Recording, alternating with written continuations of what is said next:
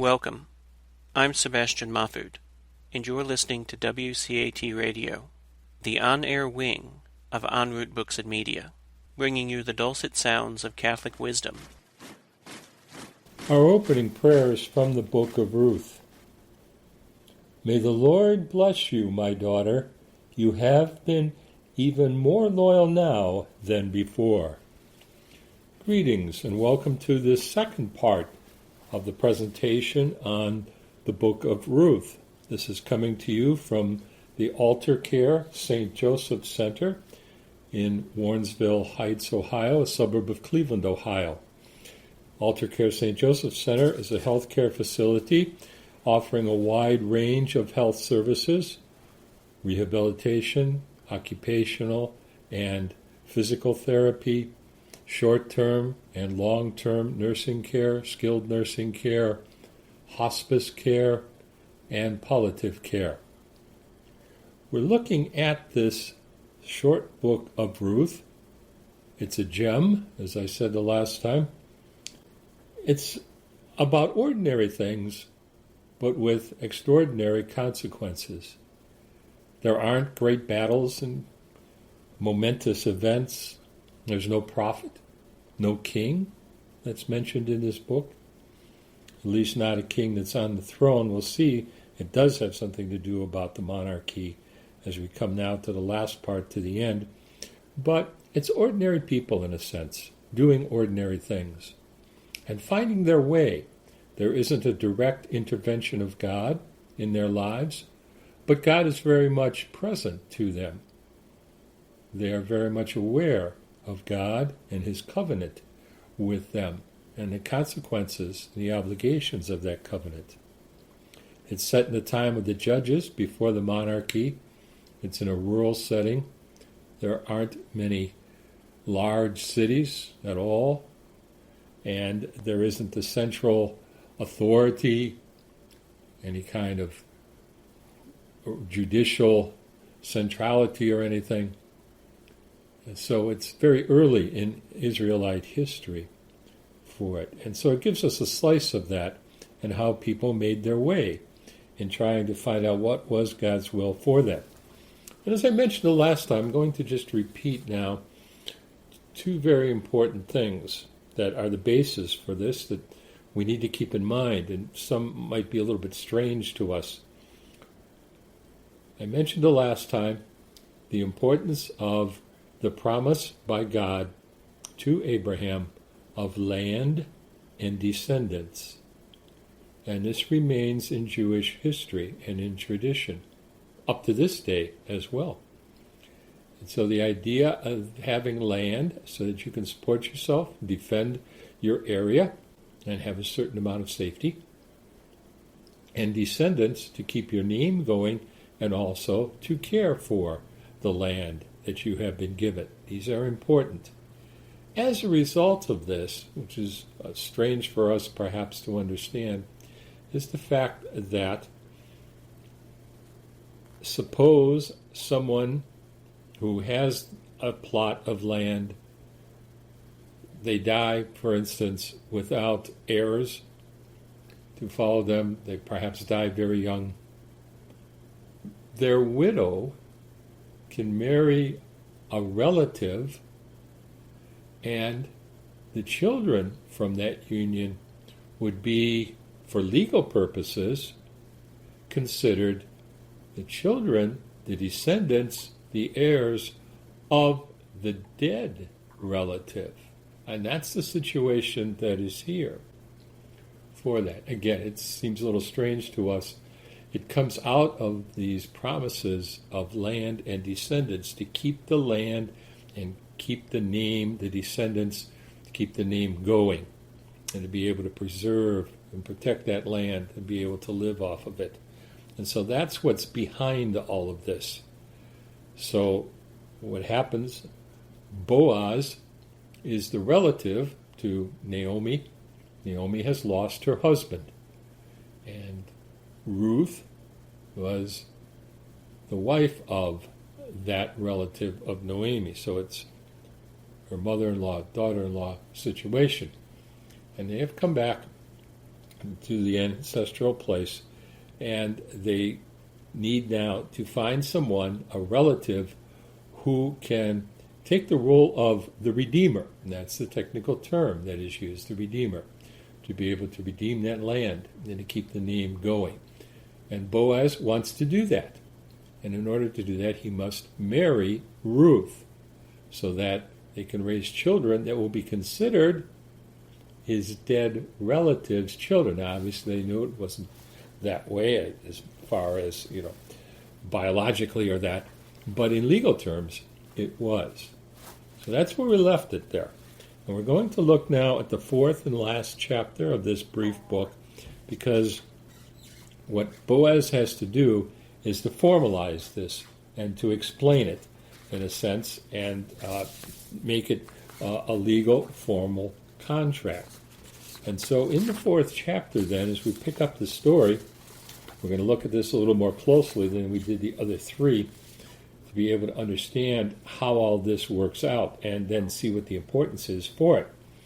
So he goes to the city gates. That's at that time where all of the business of the community was done, legal things and other things as well. The gates of the city, and this would be small, very small towns. Now we're not talking huge cities, but the idea starts here. The elders and others would get together and take care of legal business, because this is where people came and went. And so merchants would be there as well. It was a gathering place, and these kinds of things could be taken care of. So he goes there, and he also gets the other relative. We found in the end of the third chapter that there is another relative who has a prior claim to be that redeemer. Boaz wants to do it, but there's somebody ahead of him. And so he's going to follow the rules. What are the obligations and the responsibilities that come out of the covenant? And he wants to follow those. And so he gets the elders together to be able to witness to this and gets this other relative. And then he says what the situation is. So this is where we pick it up. Chapter 4 is describing all of this. He gives some of the history of who Noemi is and what's going on with that. And he tells in front of these elders and others who are there, this is a very public affair, and so they will all be witnesses, legal witnesses to what's going to happen here. That's the setting. And he says that there's land that Noemi and her deceased husband had, and their sons, and such. The one that was married to Ruth would have been the next in line. He has also died. There's another son as well, and he has died as well, so there's nobody else that's in the immediate family. So they go to the other relatives. That's where Boaz comes in. But there's this other one, and we don't even know his name. He is oftentimes looked down upon as being sort of the villain of the story. As I said at the end of the last presentation, I very much disagree with that, along with other scholars. He's actually very much a part of this story, and he's one of the good guys. All throughout this story of Ruth, it's speaking about family obligations, good character, God's loving kindness, as that loving kindness is carried out by others. God is blessed for his loving kindness, the hesed that we talked about last time. But oftentimes, it'll be others who have to carry that out and have to bring that hesed to others. And that's exactly what's going to happen here. Boaz has already done it in that he has protected Ruth. She, as a widow, is able to come and to go after the harvesters, and anything that was left when you harvested your land, or you went through and picked the grapes off the vines or the olives off the trees. You only went through once. Anything that was missed or fell on the ground or hadn't been taken was for the poor, the widow, and the orphan to come through and to get it. And Boaz tells his workers not only to observe that law, but also to let Ruth actually be a part of the harvesters themselves when they go through the first time, so she can get much more for that, and he provides for her. So he's a man of great character, of great generosity and charity towards this person who has come to him for help. And they, in a sense, go on a date, I suppose, if you want to put it in those terms, and the temptation there at the threshing floor, but they rise above that. And it is a very chaste relationship that they have. And we come to learn that Boaz really does love Ruth. But while he would want to marry her, and is willing to, and is able to, and can do this in order to raise up descendants to the dead relative, there's somebody who has a prior claim. And so that's the whole situation here. A little bit hard to understand, but it's spelled out. If you read through slowly the Book of Ruth, you'll see that's what's being explained there. So Boaz is giving the situation and the circumstances. Okay, so then he tells this other relative, again, we don't know this person's name, but he explains all this, and he says to this relative, okay, then you are the one with the first claim. So, do you want to do this? Do you want to take this responsibility and take the land that is the patrimony of our dead relative? Okay. This first relative, let's just call him the first relative, and that says, yes, I will do that. I will do it. I will act as that redeemer. Now, we don't get a reaction from Boaz. He doesn't say anything. He doesn't try to cajole the other relative or that. He doesn't try to scheme behind his back or do him some harm or something or that.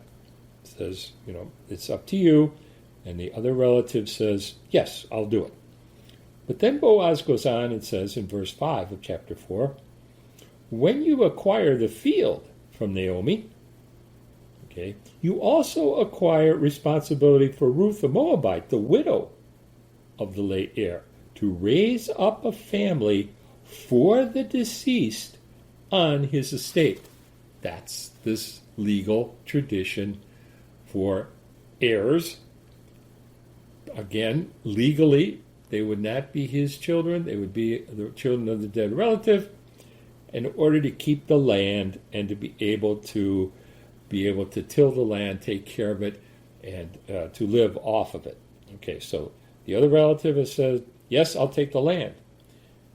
And Boaz says, okay, but it also means you have to take Ruth, and you have to also have children that will be for our dead relative. What does this other relative say then? In verse 6, the Redeemer, meaning that other relative, the one with the first claim, says, I cannot exercise my right of redemption, for that would endanger my own estate. You do it in my place, for I cannot. Now, some have looked at this and said it's the selfishness of this other relative. He'll take the land, but he won't take the responsibility for children and taking care of the land. And look at it a little bit differently, actually just the opposite. Again in verse 6, to read it closely, he says, I cannot exercise my right of redemption. He doesn't say, I don't want to, I don't care, I'm disinterested. So he says, I can't do it, for that would endanger my own estate. Okay, he would have to raise and provide for these children. And he makes an assessment that he can't afford to do that. It's beyond his capability. He doesn't have the resources to be able to do all of that, and he would endanger not only this inherited property that he has the right to, but his own in the first place. And we don't know how much he knows about Boaz's love for Ruth. Maybe he knew, maybe he didn't. But he does know that Boaz is available to do it. So Ruth is not going to be left out in the cold. And nor is the land going to be lost. There is somebody who can do it. And so this other relative is not selfish, I don't think. And I'm not alone in this. There's division among scholars of this. I definitely go with those who say that he is a man of character. He looks at his situation, he's realistic, and says, I can't do it. I just can't do it. I know I can't do it. And he knows that Boaz can, and Boaz wants to. He may not know how much Boaz loves Ruth, and Boaz has not tried to influence him. He just simply states the case. You've got first claim. Do you want the land? Relative says, yes, I do. Boaz says, okay. It also means you're going to have to raise children to our dead relative, or for our dead relative. They'll be considered legally his children. And you're going to have to raise them and support them. And he says, I can't do that. I can't risk it because it would cost me too much in my resources and such that I'd lose this land that I stand to inherit, and I'd lose my own as well. And knowing that Boaz is able and willing to do it, he says, you do it. And he takes himself out of the contention, takes himself out of running. I can't do it. Then the author of Ruth goes on and said, in that time it used to be the custom, when you had a contractor that, for it one would take off their sandal and give it to the other. This is one of those sort of quasi-ritual gestures that we find in different places in the Bible as a way of sealing some kind of a contract. There are other things like the covenant itself had a ritual that was used, a much more solemn, more formal ritual that would seal that. There are some other of these quasi-ritual ones. For instance, one of them is to shake the dust from your feet. If a town rejects Jesus' disciples when they go to preach, he says, shake the dust from your feet. It's a symbolic way of saying, I just don't want to have anything to do with you for it. But it's sort of like what I call a quasi-ritual gesture. Another one is if you hear blasphemy, you rip your clothes, a piece of clothing. That's another one. We have a couple of things that are a little bit similar in our own culture. One of them, for instance, when you take an oath, you raise your right hand. Okay, you may also put your other hand on a Bible. It's a quasi-ritual gesture. It shows the importance and the solemnity of the situation. Okay, so when someone is sworn into office or before they testify at a trial, they take an oath. Putting your hand over your heart, for instance, is a patriotic gesture. These kinds of things. So we have similar gestures. Another one is at the Last Supper, as a matter of fact. Taking the morsel of food, dipping it, and then handing it to somebody, as Jesus does to Judas. It was a mark of honor. And of course, the irony of that in the Passion narrative, that it'll be Judas who will betray our Lord. But it's that one last gesture of our Lord offering the grace of repentance and conversion to Judas. Of course, he takes the morsel, but he doesn't change his heart. And he continues then with his plot for that. Tremendous poignancy of that in the Passion narrative. These kinds of gestures. So, at this time, there's the one of taking the sandal off for that.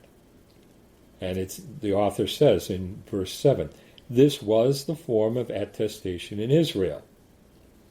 So, the other redeemer says to Boaz, acquire it for yourself, and drew off his sandal.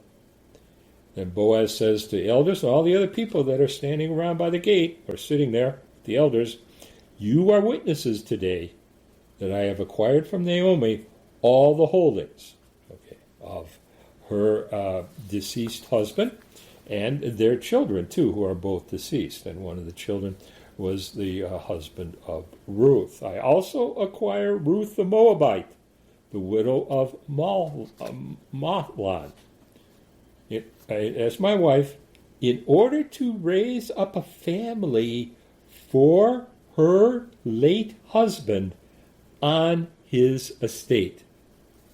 And so Boaz is very succinctly stating the legal situation here that I have just been talking about. Okay. So, to raise up a family for her late husband on his estate, the land and the descendants. It was all the way back to our Lord's promises, to God's promises, Yahweh's promises to Abraham before with that. Okay, and to continue on, let's look more closely at that and repeat it again. It's verse 10 of chapter 4. I also acquire Ruth the Moabite, the widow of Mahlon, as my wife, in order to raise up a family for her late husband on his estate, so that the name of the deceased may not perish from his people and his place. Do you witness this today? The next verse, all those at the gate, including the elders, and of course they would have pride of place and be very important in the legal proceeding, said, we do. May the Lord make this woman come into your house. Okay, for that. And so that's what's happening there. Again, it may seem strange to us, but this is what is going on. So let's continue on and finish off the chapter then, and find out why this is so important.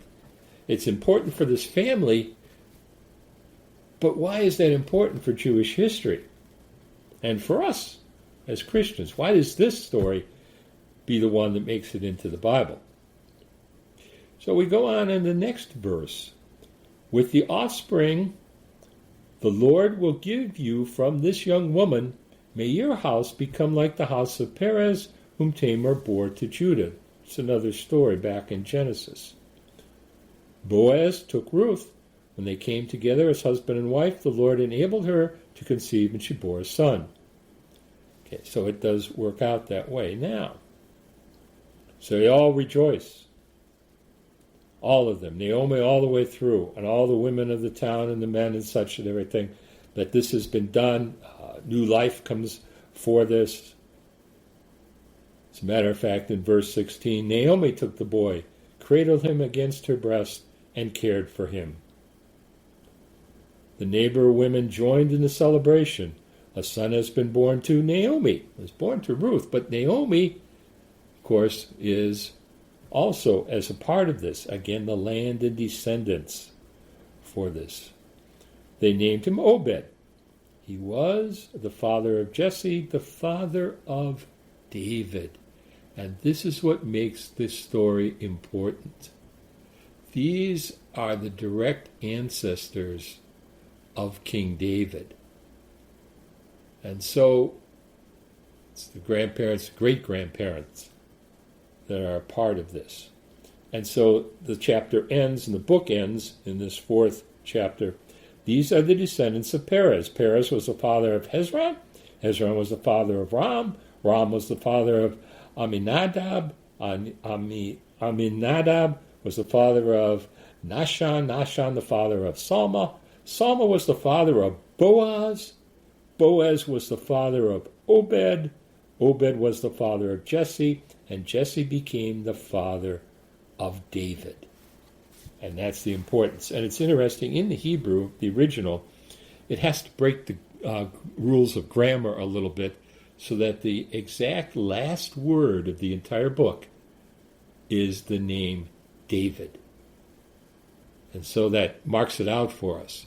It makes that change. It breaks that rule of grammar in order to place it at the very end. It focuses in like a laser light on David. And so this is what the significance is. It seems an ordinary story, and it is in some ways. Again, there are no great kings beforehand or great events that are happening. It's this family and their land, a situation that is not unique to them, and trying to work out what they do. They don't have a prophet or a priest or anyone who comes in or some sage and says, here's what you do. They got to figure it out themselves. How do they do it? By following the laws and the responsibilities of their covenant. And so this is what was provided, and they are able to guide their lives to determine God's will, to cooperate with His providence, and then to be able to find a solution. And so it's very ordinary, but that's part of what it's trying to say. That, as a matter of fact, you've got the tools to be able to follow God's will. What do you do in such a situation? This is what you do. And so Boaz does that. He doesn't try to influence. He doesn't try any kind of sleight of hand or anything. He doesn't do anything against this Redeemer or that. When the Redeemer first said, yes, I'll take the land, you can almost imagine the emotion of Boaz, but he doesn't say anything. He just goes on and says, well, you also have to take Ruth too. Did he know whether or not, or what the other relative was going to do? Probably not. But certainly, you could imagine his heart fell. And did the other relative know how much Boaz and Ruth meant for each other? We don't know. Didn't matter in a sense, because he is a man of character. He's concerned for the land of the descendants, concerned for Naomi and for Ruth, and he says, I'll do it if I could, but I know I can't. And I know somebody who can and is ready, willing, and able to do it. I'll cede my rights. Let him do it. You go ahead and do it. And he didn't have to ask twice of Boaz. And from this then comes the greatest of the kings, King David. These are his ancestors. And that's the importance of the story for Jewish history. But it's an awful lot for us, too. Of course, the importance of David, the line of Judah. And I think I will do a presentation on that, perhaps maybe the next one, about something of the brothers in the line of Judah by going through the Joseph story, which is as much a story about Judah, perhaps, as it is about Joseph, back in the book of Genesis. But that's for another time, maybe the next time. But still, here, it's telling us something about family life. It's telling us about good character. It's telling us about concern for those in the family. It's telling us about following the rules in ordinary things and being able to find your way with the knowledge that you have. You don't need intervention, in the sense, from a prophet or some extraordinary kind of way. That the tools that you have are sufficient to be able to find your way. What should I do in this situation? To pray over it, to think about it, to be concerned for others, to be open to God's grace and his promptings, and it will work out. It's like the old saying, all's well that ends well, and this does end well. But it goes through a number of twists of the plot. There's temptation, there's strife, there's heartbreak. The whole situation starts with the death of some of the family members, and what do you do next? And the very difficult situations that Naomi and Ruth find themselves in, and what are they going to do? And how do other members of the family step up and to help them and care for them? All these kinds of things. So it's a slice of family life in that way that we can learn from in many different ways, and our responsibility towards others and community. There are many different lessons one can learn from this. So in its very ordinariness, it sometimes can resonate very well with us. But it's these ordinary, seemingly insignificant events that do have significance, because, again, from this family will come the greatest of the kings. And, of course, within the line of Judah comes the Messiah, Jesus Christ. We hope you enjoyed the program and will join us back for another show on WCAT Radio. This is Sebastian Mahfood. Good day.